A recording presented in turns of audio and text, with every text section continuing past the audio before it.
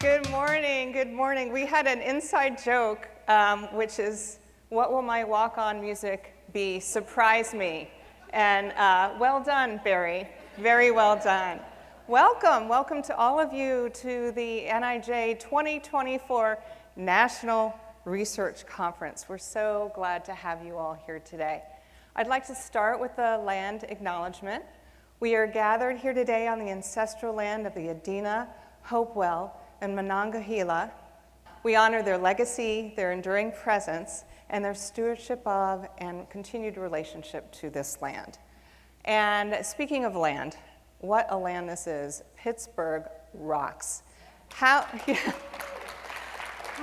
many of you are new to Pittsburgh? Let me see a show of hands. First-time visitors? All right. How many of you live here? Okay, well, if someone next to you lives here and you're new, talk to them about this great city and this great county. It's fabulous. There's so much to see and do here. Although please see and do it outside of the conference hours. We want you here in this room learning from each other. I also want to start with many words of gratitude. I want to start by acknowledging the NIJ staff who are here today. The people who have toiled for almost a year now, developing the content for this, dealing with logistics, and just being the wonderful staff that they are. One of the biggest gifts I experienced as NIJ director was walking into an institute that had people who were so fiercely committed to the mission of the institute. And we've grown our staff tremendously, and from people who have been on staff for 2 decades to those who just arrived a month ago, they're all fiercely committed to our mission. Right, so who do we have in this room? It's a research conference, so you'd think we'd be all researchers, right? Well, guess what? It's about half of us, not even, quite half of registrants are researchers who come from research institutes and academic settings, right? We have a lot of federal employees, as you would guess, having planned and or running this thing. But about 20% of you, or 1 in 5, are practitioners. That includes people who are in state and local government. And that's great because that's the point of this conference, is to get research into your hands so that you can make differences on the ground, right? And then we also have a collection of advocates and association representatives and consultants, and then that all-important other category, you know, whenever you do a survey and then there's that other category that cannot be defined. If you're part of the other category, come up and say hello. I want to know who you are and why you can't be defined. So now, about the mission of NIJ. I never assume that people know who we are. I imagine some of you do enough to be here today. But I think it's important just to underscore that NIJ's purpose is to promote research, evaluation, and technology development for the Department of Justice and for the field writ large. And we do that by seeding research, primarily through grants, and making sure the findings get in the hands of people who can make changes on the ground to promote safety and justice. So NIJ does a lot of things. We cover a lot of topics. I'm not going to go into all of them, but you can get an idea of all the different topics we cover by just scanning the conference agenda. I do want to talk a bit about priorities that NIJ has, and the priorities are around the research process, not just around the topics that we study, right? And I think it's really important to lean in and focus on these because they are also embodied in the panels that you'll be attending today. The first one is what we call inclusive research. And basically that's shorthand for making sure that we're engaging with stakeholders during the course of the research process, right? It's engaging with the people who are closest to the issue or the problem being studied. It's certainly practitioners, be it police officers, prosecutors, probation officers, victim service providers, but importantly, it's also the people who are experiencing victimization, the people who are involved in the criminal justice system. They all matter. And they're all generating the data and the information that we're using to guide our research, to answer our research questions. So it's vital that we engage them at the front as much as we can, and then bring findings back to them at the end to ground truth them and understand whether we're getting it right and what the implications of those findings are for policy and practice. Now, make no mistake, I'm not saying that NIJ is all of a sudden pivoted and all we want to do is community-based participatory research, although we love that. We understand that different research questions demand different answers, and some are going to be more qualitative in nature and some more quantitative. But even if it's the most quantitative study out there, we expect that you will take the time to bring those findings back to the people who helped generate it. That's the least we can do.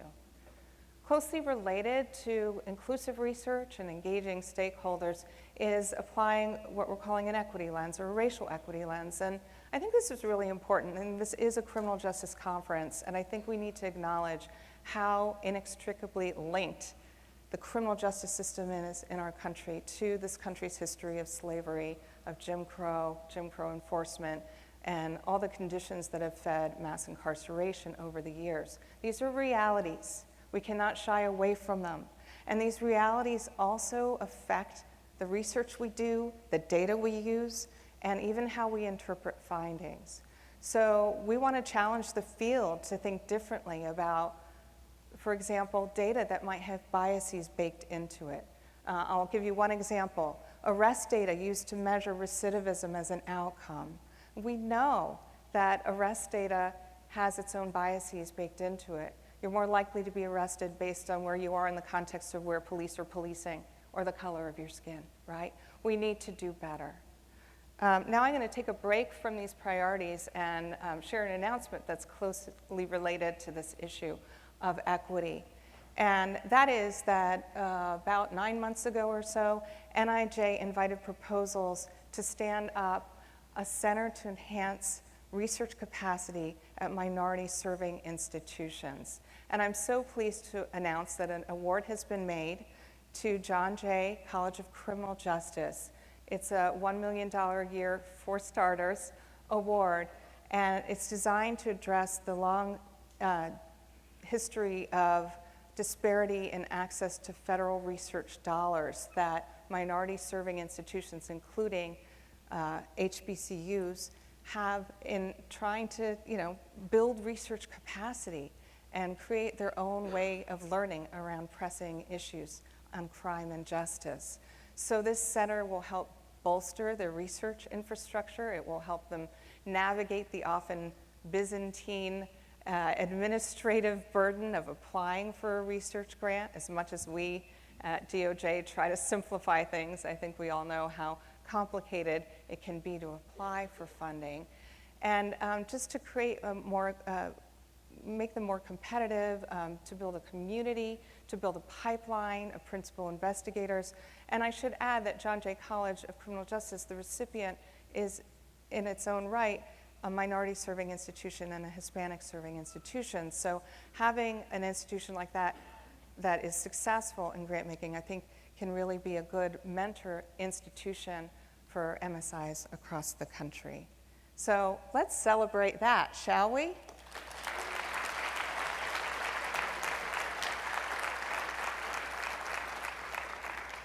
Going back to key priorities, and I touched upon this earlier when I was talking about inclusive research and how you don't have to be qualitative or quantitative.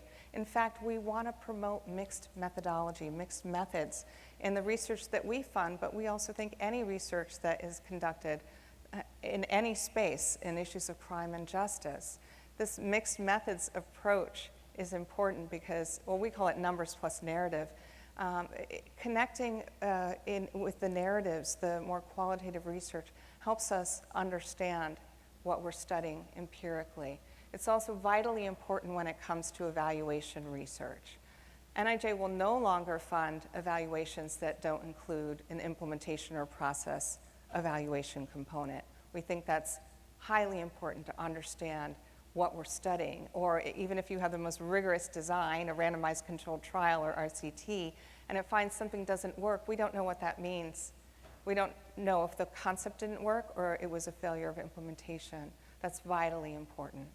And one way to engage in mixed methods is to combine across disciplines and across people with different areas of expertise. I don't expect everyone to be a methodological generalist, right? We all pick our lanes and we do that for good reason. But if you partner with each other, you can make for stronger research teams and that will yield stronger research. And finally, we're very committed to making sure that we get from evidence that's generated through our grantees to action in the field. I mean, here we are. We're calling this a research conference, but half of you aren't researchers. That's by design. This is an applied research conference, and NIJ funds primarily applied research or basic research that can help inform our understanding of complex problems, right? And for that reason, we're in it because we want to make a change. We want to make a difference in the world, right? We want to promote safety and justice. All that requires us to get from a journal article to changes in the field, and there's a huge gulf in between. We know a lot about translating research findings to make them more accessible, and we've been doing that well, and increasingly well, over the years. But there's still such a big gulf between that and getting the right people, the practitioners and policymakers, to hear about it, to believe it's something they might want to learn and do differently, to implement changes, and importantly, to have the capacity in their agencies, any kind of cultural foundations needed to make those changes. Now, the science of that is called implementation science, right?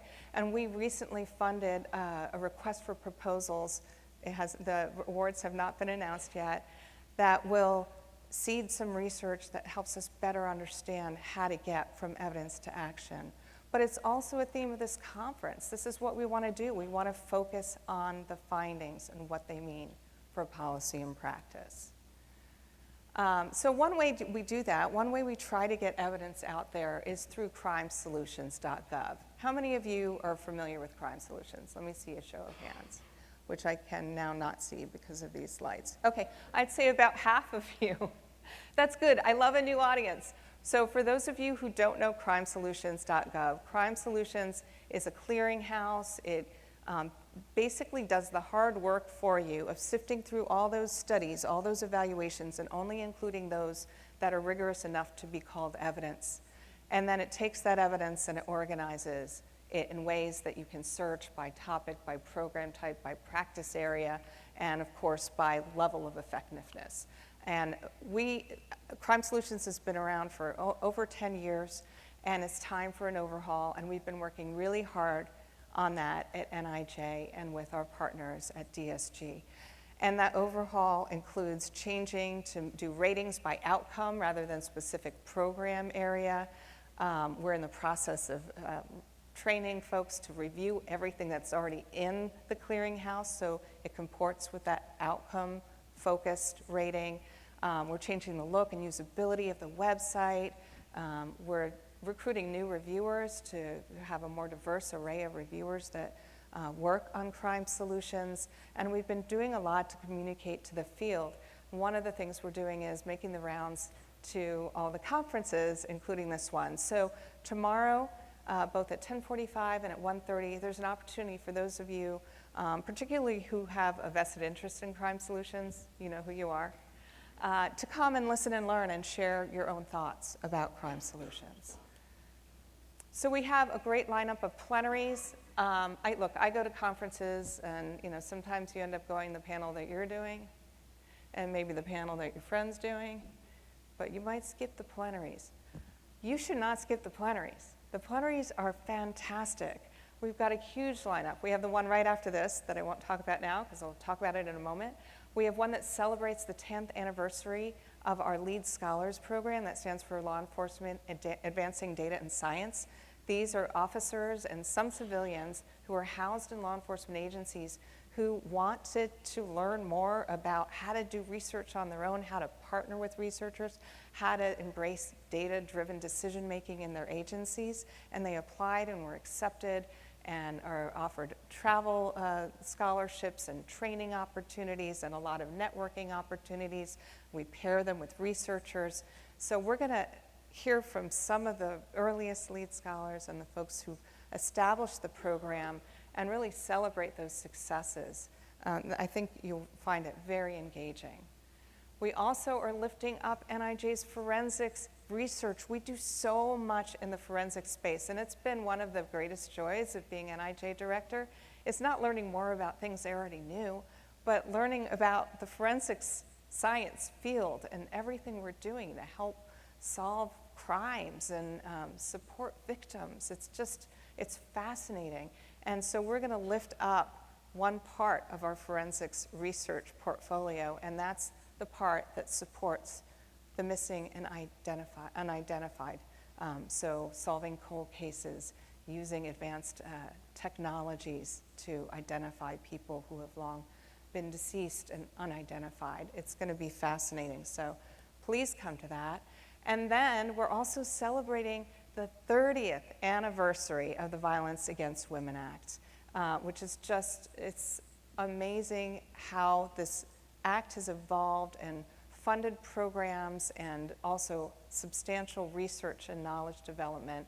And we're going to be hearing from many experts on that, including colleagues, the director of the Office for Violence Against Women, Rosie Hidalgo, and my director colleague, Chris Rose, who heads up the Office for Victims of Crime. So I hope you'll take some time and come to these plenaries.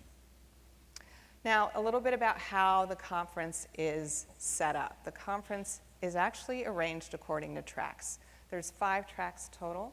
The first track embraces that evidence to action spirit, and it highlights our grantees, and not just any grantees, but those who have findings in hand, so that we can talk about the findings and the implications for practice. So for each session, we have 2 evidence to action tracks, so those are NIJ grantees. We also have a track about building research capacity in the field, and that's basically our training and TA track. So we have how to write a winning proposal, right? Learn more about all our fellowship and research assistantship programs.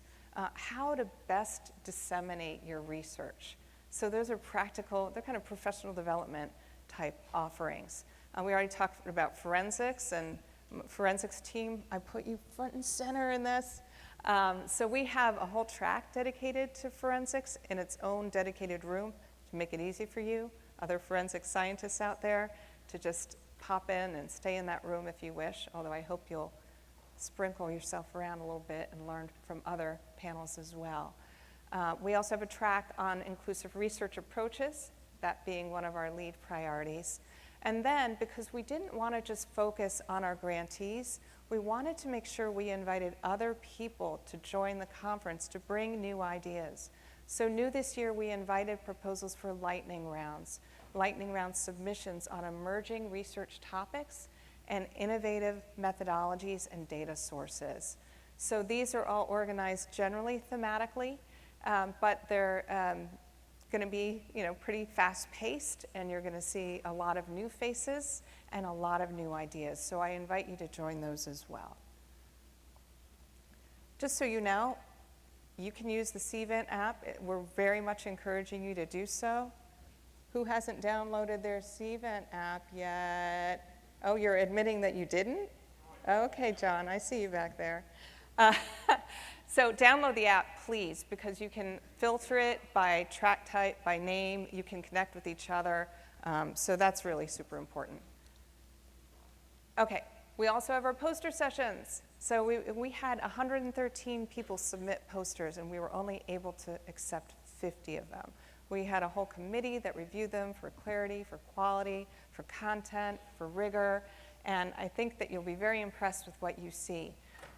Importantly, about 58% of the posters are from grad students, so it's a great way to learn from them and to support them. So I hope you'll come to the poster session tomorrow afternoon. The posters cover a variety of topics, from corrections to reentry, drugs and crime, forensics, justice system reform, victims of crime, and so forth.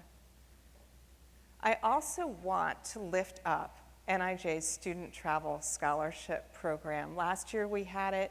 We were able to award full freight coverage to come to the conference and listen and learn to 25 students. We accepted 25 students again this year, but the thing was, we had double the number of applicants. We had 385 applicants for 25 slots. These are the best and brightest. They come from both graduate institutions and undergraduate institutions, and 40% come from minority-serving institutions.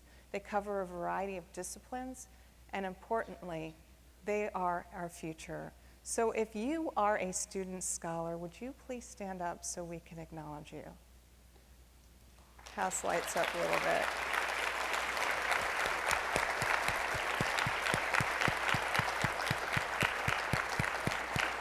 Thank you so much. At risk of embarrassing you, I want people to know who you are so that they can make you feel welcomed. And they have a name tag ribbon that indicates that they are a student scholar. So please, if you're a veteran of these types of conferences, make our student scholars feel welcome. We also have exhibitors that are new this year. They run the gamut from educational institutions to nonprofits and for-profit vendors. They cover a variety of topics. They're at tables that surround the room where the posters session is. So please stop by and listen and learn from them as well. So in closing, I just want to invite you all to maximize your time here. I've been to a lot of these conferences. I will confess, I know what I often do. I go to panels where people I know are presenting. I go to panels on topics that I already know something about, right? Maybe I'll learn something more. Maybe I'll ask a hard question. That's not what we're looking for here. We want you to attend a panel you know nothing about because these topics are all interconnected in some way. I think you should try to meet new people. I know we like to hang out in cliques. I know we like to reconnect with people we've known for years. But there's also an opportunity to make new connections. Keep a running list of takeaways. Think about what you're bringing back to your home jurisdictions or maybe to your next research project. I already mentioned to make the students feel welcome. They're not just the scholars. There's other students here. Try to make them feel welcome if you can identify them. And importantly, this is a research conference, people. That makes evaluation essential. And yet, last year, our response rate for the assessments of the panels was not good. Not good at all. And I'm like, come on, we need to learn. What do you like? What would you like more of? What would you like less of? What are your ideas for the next National Research Conference? That requires that you fill out an evaluation form. There's a QR code that will come up at the end of each and every plenary and panel. So I think you all know how to use a QR code. Take your phone. Please, please, please fill out the evaluation forms. They're really important to us.